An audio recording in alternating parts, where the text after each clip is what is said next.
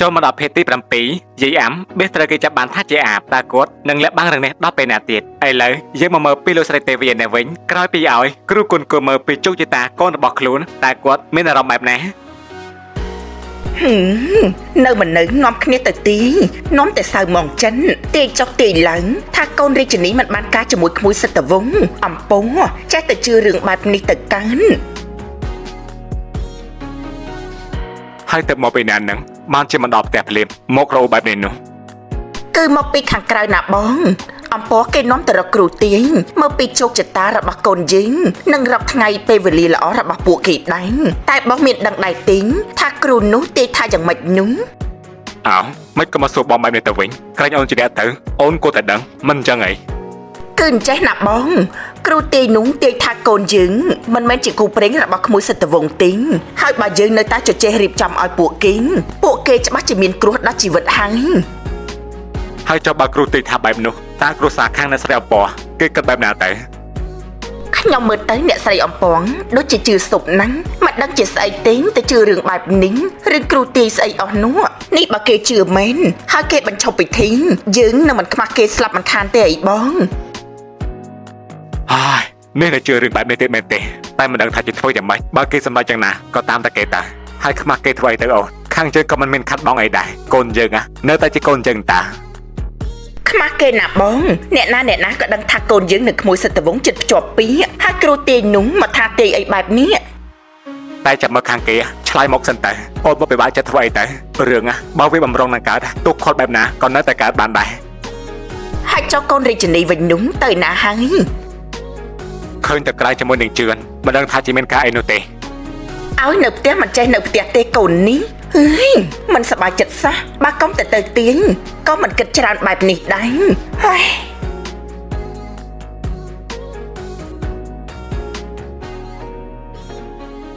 គ្រូបានទេថាកូនយើងនៅក្មួយរាជិនីមិនមែនជាគូនឹងគ្នាទេណាបងបើឲ្យពួកគេរៀបការកូនយើងអាចនឹងមានគ្រោះថ្នាក់ដល់ជីវិតបាននេះអូនពិបាកចិត្តណាស់ហើយចុះអូនជឿលើគ្រូទេដែរមែនទេណាមិនជឿ 100% ទេតែបើវិភាគទៅក៏សមហេតុផលណាបងគិតមើលចុះថ្ងៃមុនយើងរៀបចំពិធីភ្ជាប់ពាក្យកូនស្រាប់តែកូនយើងត្រូវក្រុមចោលប្លន់បើមិនបានក្មេងនោះជួយកូនយើងអាចស្លាប់ក៏ថាបានដល់តែលើគាត់ទេបែបនេះមិនចង់ជឿក៏ពិបាកតែយ៉ាងណាយើងបានព្រមព្រៀងជាមួយខាងគេរួចហើយបញ្ឈប់មិនបានទៅតែរឿងហ្នឹងឯងវាពាក់ព័ន្ធនឹងជីវិតកូនយើងណាបងគ្រូទេថាបើចេះអ្នកដែលគ្រោះថ្នាក់ដល់ជីវិតនោះគឺជាកូនយើងបងថាអូនជឿលើជំនឿបែកឆាយរហូតគិតច្រើនមកពិបាកចិត្តបែបនេះនោះបងគិតថាប្រហែលជាមិនអីទេតែគ្រូនោះទេឆាត់ណាអូនមិនហ៊ានបន្ថយទេបងចុះបើកូនយើងយ៉ាងម៉េចទេឲ្យអូនគិតបែបណាទេហើយចុះបើអូនមិនឲ្យកូនភ្ជាប់ពាក្យនោះខាងគេប្រកាសជាអន់ចិត្តស្លាប់ហើយណាតែជីវិតកូនសំខាន់ជាងណាបង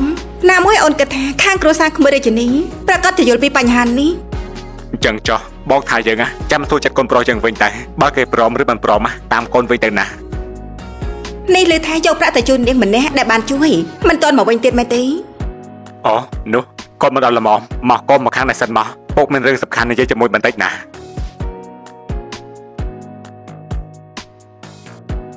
មានកាយមែនទេលោកបងម៉ែទៅតែមកពីរកគ្រូទាយគ្រូថាកូននឹងក្មួយរាជិនីមិនអាចរៀបការជាមួយគ្នាបានទេបើនៅតែជំនះកូននឹងមានគ្រោះថ្នាក់នេះកូនគិតយ៉ាងម៉េចដែរអញ្ចឹងបានន័យថាខ្ញុំនឹងរាជិនីមិនត្រូវបានភ្ជាប់ពាក្យទេមែនទេណាម៉ែក៏មិនចង់ប្រឈប់ដែរតែលើបែបនេះហើយទើបម៉ែនឹងពុកចង់សួរចិត្តកូនតើកូនគិតយ៉ាងម៉េចដែរម៉ែមិនចង់ឲ្យកូនមានគ្រោះថ្នាក់នោះទេនិយាយតាមត្រង់ទៅចាស់ខ្ញុំពុំមានចិត្តលើរាជិនីទេណាលោកពុកនេះបើបែបនេះមែនម៉ែនឹងពុកជូនពាក្យតែគេវិញតែបើគ្រូទេថាពួកខ្ញុំមិនមែនជាគូបែបនេះហើយនោះនេះកូនមិនចង់បានក្មួយរាជិនីជាគូអនាគតទេឬ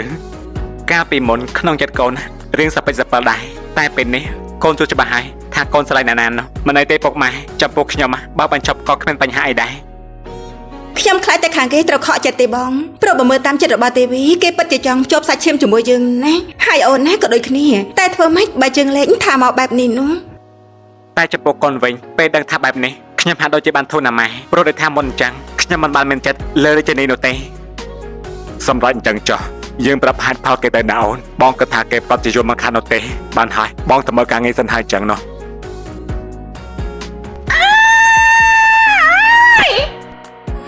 អ្នកនាងកាត់អីហ្នឹងមិនក៏សុកស្រែកយកបែបនេះខ្មោចចូលមែនទេនាងឈួតអញមិនឃើញទេ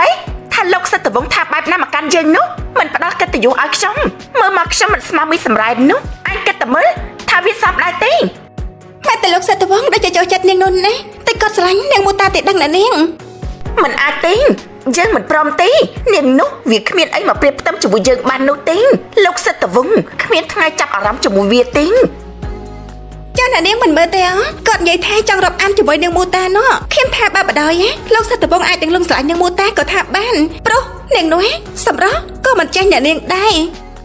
ណែខ្ចិនក៏មកប្រៀបធៀបយើងជាមួយវានោះវាគ្មានគីឡូជាមួយយើងទេលោកសិទ្ធិវង្សដាច់ខានត្រូវតែជារបស់ខ្ញុំតែម្នាក់គត់ប៉ុណ្ណោះហើយនាំគ្នានិយាយអីហ្នឹងបានជាលឺបែបនេះនោះហើយទៅតែនាំគ្នាមកពីណាកូនរាជនីអ្នកម៉ែដឹងទេថាលោកសិទ្ធិវង្សនិយាយបែបណាមកកាន់ខ្ញុំនោះខ្ញុំមិនសុខចិត្តទេអ្នកម៉ែ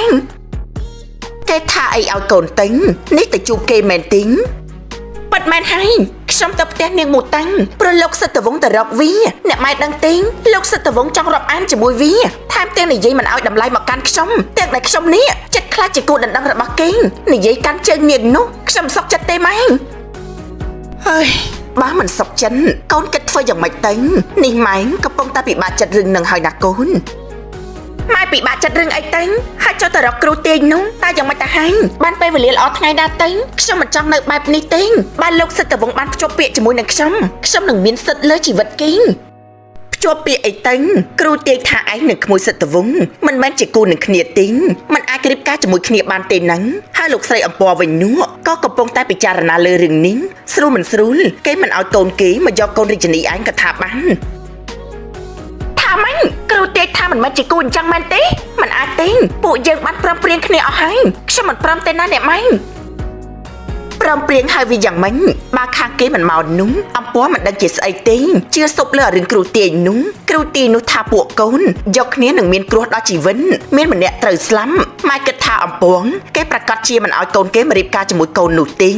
ព្រោះគេជឿខ្លាំងណាស់លើរឿងគ្រូទាយនឹងមិនតែប៉ុណ្ណោះគ្រូទាយនោះថាកូនមានគ្រោះហើយឲ្យកូននេះធ្វើអំពើល្អសាងបុណ្យកុសលឲ្យច្រើនគ្រូបោកទេអ្នកម៉ែអត់ទេអ្នកម៉ែមិននឹងអាចធ្វើបែបនេះដាក់ខ្ញុំបានទេមិនមែនចាំចូលក៏ចូលចាំចេញក៏ចេញទេណាខ្ញុំជឿទេគ្រូបោកគ្រូចេះតែនិយាយតែជឿរកអីទេអនាគតខ្ញុំមិននឹងអាចផ្ញើលើសម្ដីគ្រូទាយបានទេហើយអ្នកមីងអំពរគិតបែបណាទៀតទេគេថាសំពេលគិតពិភាក្សាជាមួយគ្រូសាគេសិនមើលទៅដូចជាគ្មានសង្ឃឹមទេណាកូនម៉ែថាត្រៀមចិត្តឲ្យហើយទៅក៏ល្អដែរហើយបាញ់ចឹងមែនណានាងមូតាច្បាស់ជាសប្បាយចិត្តហើយអ្នកនាងពេលដែលមានឱកាសបានស្និទ្ធស្នាលជាមួយលោកសិទ្ធិវង្សអត់ទេខ្ញុំមិននឹងអាចចាញ់នាងនោះបានទេខ្ញុំមិនឲ្យពាក្យសម្ដីគ្រូទាយនោះមកកំណត់ជោគវាសនារបស់ខ្ញុំបានទេ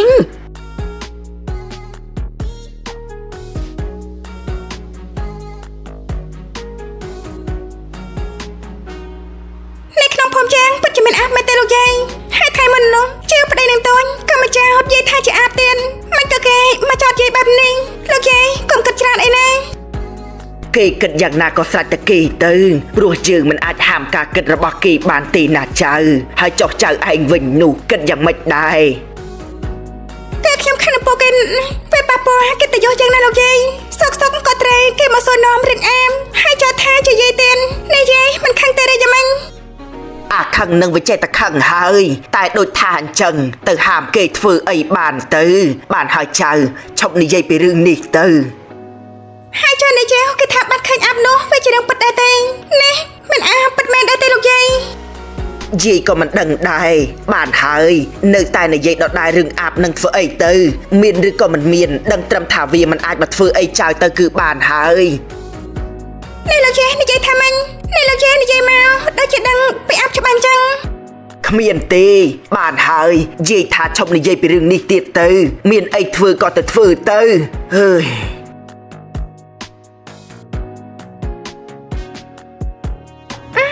នេះលោកយាយមិនក៏ដូចជាខាងនឹងខ្ញុំខ្លាំងម្ល៉េះខ្ញុំនិយាយអីប៉ះពាល់អារម្មណ៍គាត់ទេដឹង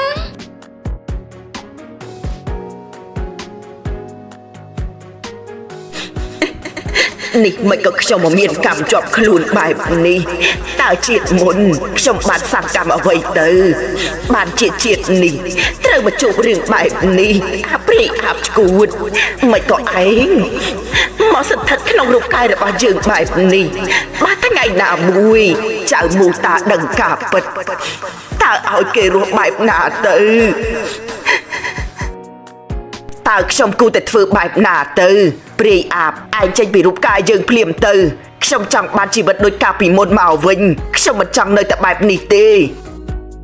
អត់ទេមិនឲ្យនរណាមកដឹងពីរឿងអាបមួយនេះមិនបានជាដាច់ខាតអ្នកដែលបានដឹងពួកវានឹងគ្មានលទ្ធផលល្អទេ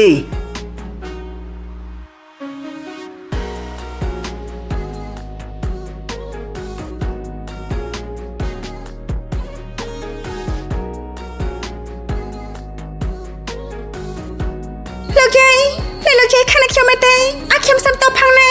ដែលខ្ញុំនិយាយធ្វើឲ្យលោកយាយគិតច្រើនបែបនេះអត់ទេយាយខឹងនឹងចៅធ្វើអីទៅគេរកតែខ្ញុំនិយាយមិននេះលោកយាយកុំគិតច្រើនអីណាហើយឲ្យខ្ញុំសុំតបផងពុទ្ធោចៅមូតាអ្នកដែលគិតច្រើនមិនមែនជាយាយទេគឺជាចៅខ្លួនឯងតើយាយមិនបានខឹងអីនឹងចៅទេហ្នឹងមែនហើយអ្នកនាងនោះមានមករករឿងចៅដែរទេនាងរាជិនីមែនទេ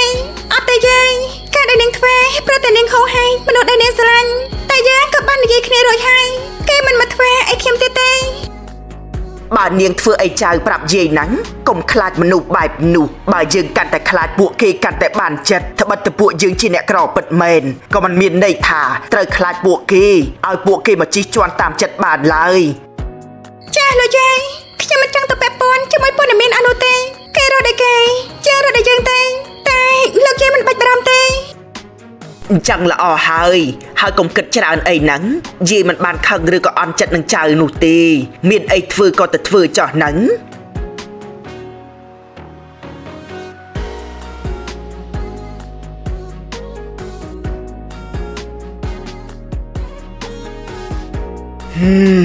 មិនក៏មេក្រយប់ម្លេះឃ្លានស្ទើរតែដាច់ពោះស្លាប់ហើយតើយប់នេះខ្ញុំទៅរកស៊ីនៅខាងណាវិញទៅមាត់នៅក្នុងទ្រុងក៏អស់ហើយ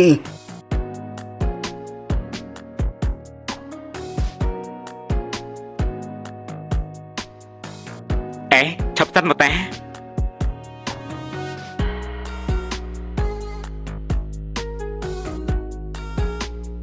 មិនក៏ណានាងគិតមកពីខ្ញុំបែបនេះស្អប់ខ្ញុំណាស់មែនទេខ្ញុំមិនបានស្អប់លោកនោះទេតែខ្ញុំគ្រាន់តែមិនចង់ឲ្យនាងរាជិនីមិនសប្បាយចិត្តប៉ុណ្ណោះលោកក៏ដឹងថានាងបានថាអ្វីឲ្យខ្ញុំខ្លាចនោះគេមិនសប្បាយចិត្តជារឿងរបស់គេតែនាងតែខ្វល់ពីអារម្មណ៍របស់គេធ្វើអីតែលោកកុំនិយាយបែបនេះគ្មានស្រីណាដែលគេសប្បាយចិត្តពេលឃើញកូនដឹងខ្លួនមិននិយាយលេងជាមួយស្រីផ្សេងនោះទេខ្ញុំយកចិត្តនាងរាជិនីច្បាស់ណាស់អ្នកណាប្រាប់តានាងថារាជិនីជាកូនអណ្ដឹងរបស់ខ្ញុំតែរឿងខ្ញុំនឹងគេមិនអាចទៅរួចបាននោះទេណាលោកនិយាយបានន័យថាម៉េចចុះថ្ងៃមុនលោកបាននិយាយច្បាស់ណាស់ថាលោកនឹងគេជាកូនអណ្ដឹងនឹងគ្នានោះអ្នកម៉ែចង់បានរាជិនីជាកូនប្រសាប៉ាត់មែនតែគាត់ចិត្តនោះដែលជួយលើគ្រូទេណាគាត់ក៏បានឲ្យគ្រូទេពីជោគជតារបស់ខ្ញុំនិងរាជិនីឃើញថាពួកខ្ញុំមិនមែនជាគូនឹងគ្នាទេអញ្ចឹងហើយទៅខ្ញុំនិងរាជិនីក៏ត្រូវបញ្ចប់រឿងនេះនោះតែលោកជឿលើរឿងគ្រូទេបែបនេះដែរមែនទេលោកប្រហែលជាខកចិត្តហើយមើលតែដែលគ្រូទេបែបនេះខ្ញុំមិនបានខកចិត្តនោះទេតែខ្ញុំសប្បាយចិត្តទៅវិញទេព្រោះខ្ញុំក៏មិនបានមានចិត្តលើរាជិនីដែរបើលោកមិនមានចិត្តស្រឡាញ់នាងមិនក៏លោកយល់ព្រមជាមួយលោកពុកណាម៉ែលោកតាំងពីដំបូងធ្វើអីទេកាលមុនខ្ញុំក៏មិនប្រកបចិត្តខ្លួនឯងដែរគិតថាធ្វើតាមពុកម៉ែឲ្យពួកគាត់សប្បាយចិត្តតែគ្រប់យ៉ាងត្រូវបានផ្លាស់ប្ដូរក្រោយពេលដែលខ្ញុំបានជួបនឹងហើយជាលោកមកទីនេះធ្វើអីទេគឺខ្ញុំមកដើរលេងនឹងណាមួយខ្ញុំក៏ចង់មកជួបនាងដូចគ្នាមករកខ្ញុំលោកមិនគេអីជាមួយខ្ញុំទេខ្ញុំថាអ្នកមានដូចជាលោកក៏តែនៅឆ្ងាយពីអ្នកក្រដូចជាខ្ញុំទេខ្ញុំមិនចង់ឲ្យគេមើលមកថាខ្ញុំតង់តែមានទេមិនក៏នាងចូលចិត្តហាមឃាត់ខ្ញុំបែបនេះមិនក៏ចូលចិត្តគិតពីអារម្មណ៍របស់អ្នកដទៃគេគិតបែបណាមកលើយើងនោះនេះឬក៏នាងគេនឹងខ្ញុំមែនទេណាបានជាមិនចង់ឲ្យខ្ញុំមកទីនេះនោះលោកនិយាយស្អីហ្នឹងខ្ញុំតែនឹងលោកធ្វើអីទេចិត្តតែនិយាយទៅកាន់អីហើយចុះអ្នកណាមកនិយាយគ្នាអីនៅកណ្ដាលផ្លូវនោះអូមូតានតើមូតាមានរឿងអីហ្នឹងគេមិនមានអីទេណាមីងជួបគ្នាដោយចៃដន្យក៏និយាយគ្នាលេងទេអូនេះក្មួយសិទ្ធិវង្សកូនរបស់លោកស្រីអំពាន់តើឮថាថ្ងៃមុនត្រូវក្រុមចៅព្រៃប្លន់ហើយក៏បានមូតាជួយមែនទេបាទពិតមែនហើយណាមីងនេះបើមិនបាននាងជួយទេខ្ញុំប្រហែលជាត្រូវស្លាប់បាត់ទៅហើយឮថាត្រូវផ្អាកពិធីភ្ជាប់ពាក្យកណ្ដាលទីទានហើយចុះត្រូវនឹងធ្វើឡើងវិញនៅថ្ងៃណាដែរទៅក្មួយ ฮะគេមិនតដឹងទេណាមីងប្រហែលជានៅជួទីអាចថាមកពីពួកខ្ញុំមិនជាគូនឹងគ្នាទេដឹងបានជាទេវតាឲ្យមានបញ្ហាបែបនេះនោះ នឹងហើយក្មួយបើជាគូយើងមែនមិនប្រត់ទៅណានោះទេអូរវល់តែនិយាយជាមួយក្មួយភ្លេចស៊ូនាំមូតាទៅហើយយ៉ាងមិនទៅហើយមូតារឿងយាយនោះឲ្យមីងសុំទោសផងណាចំពោះរឿងថ្ងៃមុនយាយអាំប្រកបជាមានអារម្មណ៍មិនល្អនឹងពួកមីងខានទេ មិនអីទេមីងធម្មតាទេបើជួបរឿងបែបនោះណាណាក៏សង្ស័យដែរមីងតែគាត់ក៏មិនបានខឹងនឹងអ្នកទាំងអស់គ្នាដែរណាមីង រឿងអីទេមូតានេះនាងមានបញ្ហាអីមែនទេ គ្មានរឿងអីទេលោកកុំចង់ដឹងអីណាវាជារឿងក្នុងភូមិបានហើយលោកទៅវិញចុះណាមីងខ្ញុំសុំតែសិនហើយ អ្នកមីងមានរឿងអីកើតឡើងលើមូតាមែនទេ មិនមានអីទេក្មួយគឺជារឿងយល់ច្រឡំប៉ុណ្ណឹងក្មួយមិនបាច់ចង់ដឹងទេនេះក្មួយមករកមូតាមែនទេហឹង គេបានមែនហើយនាងជាអ្នកមានកូនខ្ញុំចង់សងគុណនាងខ្លះតែនាងមិនព្រមទទួលយកជំនួយសោះ នាងនោះវាមិនចេះយករបស់អីពីគេតទេនោះទេហើយចុះក្មួយមករកនាងបែបនេះមិនខ្លាចអ្នកនាងរាជិនីខឹងទេអី ខ្ញុំថាខ្ញុំសំលេងណាមីងទៅវិញសិនហើយ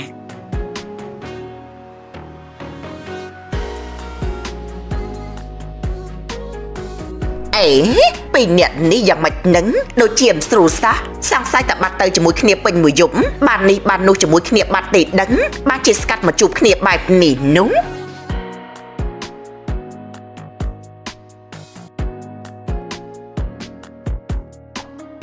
ខ្ញុំពិតជាខ្លាចពិតមែនណាទេវីខ្ញុំមានកូនប្រុសតែម្នាក់បើកូនសិតតែវងយ៉ាងម៉េចទេខ្ញុំមិនអាចរស់នៅបានទេសង្ឃឹមថាទេវីយល់ផងចុះ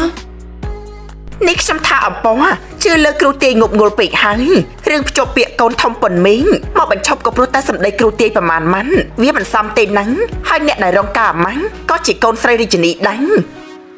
មែនហើយខ្ញុំថាដូចជាមិនសមហេតុផលតតែសោះ តែម៉ែគ្រូនោះគឺពិតជាប្រកែមែនណាខ្ញុំឃើញមកច្រើនហើយយ៉ាងណាឲ្យខ្ញុំសុំទោសផងចុះ ហើយចុះក្មួយសិតទៅវងវិញនោះគេគិតបែបណាចំពោះរឿងនេះទៅ គេថាតាមតែខ្ញុំទេបើបញ្ឈប់ក៏បញ្ឈប់ចុះគេមិនជាបញ្ហាអីនោះទេ នេះបើដឹងថាមកត្រូវរំសាយពិធីបែបនេះខ្ញុំមិនទៅទាយនាំតែសៅមងចិត្តទេហេតុផលមិនតំណងសោះជឿអីលើគ្រូទាយនោះបើពូកែពិតមែនមិនក៏មិនទាយផ្លូវខ្លួនឯងឲ្យបានខ្លាចជាអ្នកមានទៅ ដំបងខ្ញុំក៏ប្រឆាំងជាមួយកំណត់របស់ម៉ែវាដែរតែពេលសួរចិត្តកូនទៅគេយល់ព្រមជាមួយម៉ែគេខ្ញុំក៏មិនដឹងនឹងជាបែបម៉េចណាមួយចិត្តខ្ញុំក៏ខ្លាចដែរខ្លាចថាកូនមានកូនថ្នាក់អញ្ចឹងហើយដើម្បីសួរក្នុងអារម្មណ៍គឺមានតែវិធីនឹងទេ មែនហើយបើបន្តពួកគេយកគ្នាខ្ញុំនៅមិនសុខទេអារម្មណ៍ដែលខ្លាចកូនមានគ្រោះថ្នាក់នៅវិលវងពេញអារម្មណ៍មិនខាននោះទេ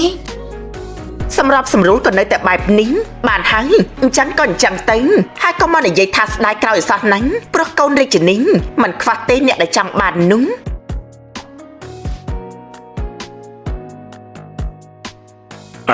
បងក៏ថាយើងលាលោកមង្គលទៅវិញទៅណាអូន ខ្ញុំសុំទៅវិញហើយណាលោកម្ចាស់សង្ឃឹមថាលោកយល់ពីចិត្តម្ដាយឪពុកដែលបារម្ភពីកូនផងចុះហើយក៏សង្ឃឹមថាទំនាក់ទំនងគ្រួសាររបស់ពួកយើងនៅដូចដើមណា បានហើយបើលោកទាំងពីរសម្រេចអញ្ចឹងហើយនោះខ្ញុំក៏មិនដឹងថានិយាយបែបណាទៀតនោះដែរខ្ញុំមានការរវល់បន្តិចមិនបានជួយដំណើរទេណា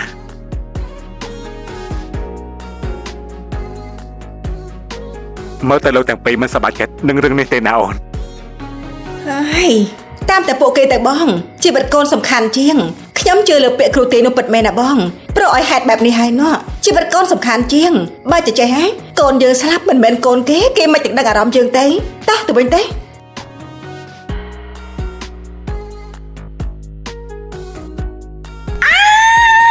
ថាម៉េចនាងជឿនឲ្យពុកម្ដាយរបស់លោកសិទ្ធិវង្សមករំសាយពិធីភ្ជាប់ពាក្យរបស់ជើងមែនទេ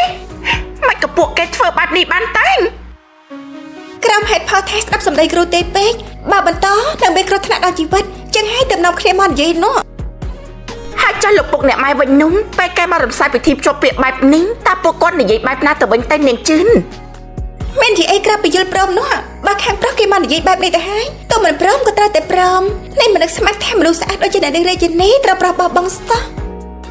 ណែនាងជឿនក៏ព្រោះតែពួកគេស្គន់ទៅជឿរឿងគ្រូទេលេបឡាប់នោះបើសិនជាមិនអញ្ចឹងទេក៏គ្មានរឿងបែបនេះដែរឆ្ងល់ដែរក្បាលកាចាស់ហើយមិនចេះគិតវិញឆ្ងាយទៀតទៅជឿរឿងអីគ្រូខ្មោចអស់ណាឈួតហើយដែលគិតបែបនេះនោះចាំមើលហ្នឹងពួកគេនឹងស្ដាយក្រោយ ខ្ញុំថាចាំមើលនាងមូតាវានៅសប្បាយចិត្តមិនខាននោះទេតែលោកសិទ្ធិវង្សនៅតំណេបែបនេះនោះវានឹងរៀបកម្រងចូលចិត្តលោកសិទ្ធិវង្សហើយបានលោកសិទ្ធិវង្សចូលចិត្តអញ្ចឹងផងនោះអត់ទេខ្ញុំមិនអាចចាញ់នាងនោះបានទេខ្ញុំមិនបាននាងមូតាំងក៏កុំសង្ឃឹមវាក្ររហាមមិននឹងអាចមកឈ្នះយើងបានទេ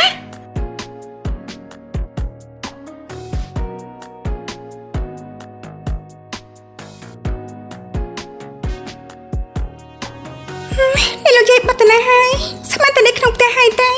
ក៏តាណាអញ្ចឹងយាយលោកយាយ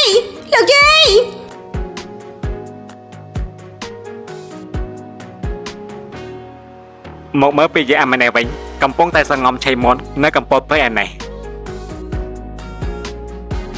នេះបើចាំយប់ច្បាស់ជាដាច់ពោះស្លាប់ហើយឃ្លានហើយត្រូវតែរកស៊ីសិនហើយ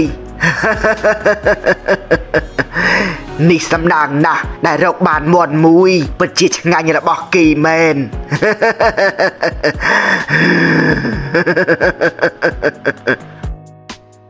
យាយលោកយាយនៅក្បែរនេះដែរទេមិនក៏មិនឃើញបែបនេះអញ្ចឹងតែក៏ខ្យល់ក៏នៅទីណាទេដឹងចៅមូតានតើរកខ្ញុំមានការអីទៅហើយចៅនេះរកតែស៊ីអីឲ្យឆ្ងាញ់មាត់មិនស្រួលសោះនាងមូតានាងរាជនីនេះនាងមកទីនេះមានការអីទេ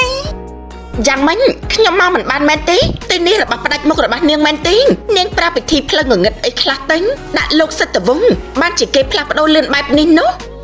នាងនិយាយបែបទេខ្ញុំមិនយល់ទេនាងមកសួរទៀតគឺដើម្បីឲ្យលោកសិទ្ធិវង្សជាប់ចិត្តនឹងនាងហ្នឹងហើយមិនណាជាមួយអ្នកនាងរាជនីតែដល់ថ្នាក់មិនព្រមភ្ជាប់ពាក្យជាមួយអ្នកនាងរាជនីបែបនេះខ្ញុំថានាងយល់ច្រឡំហើយខ្ញុំមិនតំណែតែធ្វើរឿងឈួតឡោះបែបនេះនោះទេរឿងរបស់ខ្លួនឯងនិងលោកសិទ្ធិវង្សមិនក៏មកអោខ្ញុំទៅពាក់ព័ន្ធជាមួយថ្វាយទេខ្ញុំមិនបានចង់តែដឹងរឿងរបស់អ្នកទាំងពីរទេតាំងពីគេបាត់ទៅជាមួយនាងពេញមួយយំគេប្លែកខ្លាំងណាស់នាងបានធ្វើអំពើដាក់គេមែនទេនាងកាន់តែវែងឆ្ងាយហើយខ្ញុំធ្វើបែបនេះថ្វាយទេគឺមកពីនាងធ្វើអំពើស្នេហ៍ដាក់គេទៅគេប្រាប់បញ្ឈប់ជាមួយខ្ញុំដោយងាយបែបនេះ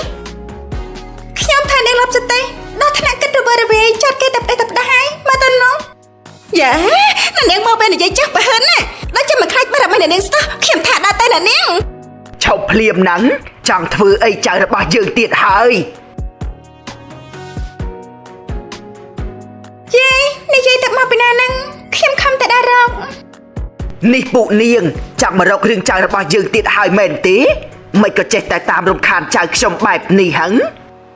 មកពីចៅយាយឯងប្រើវិធីស្មោកគ្រងដាក់គូដណ្ដឹងរបស់ខ្ញុំរហូតពួកយើងបែកគ្នាឬក៏យាយឯងនេះចេះអំពើស្នេហ៍ខ្លួនឯងហើយធ្វើជំនួសចៅខ្លួនឯង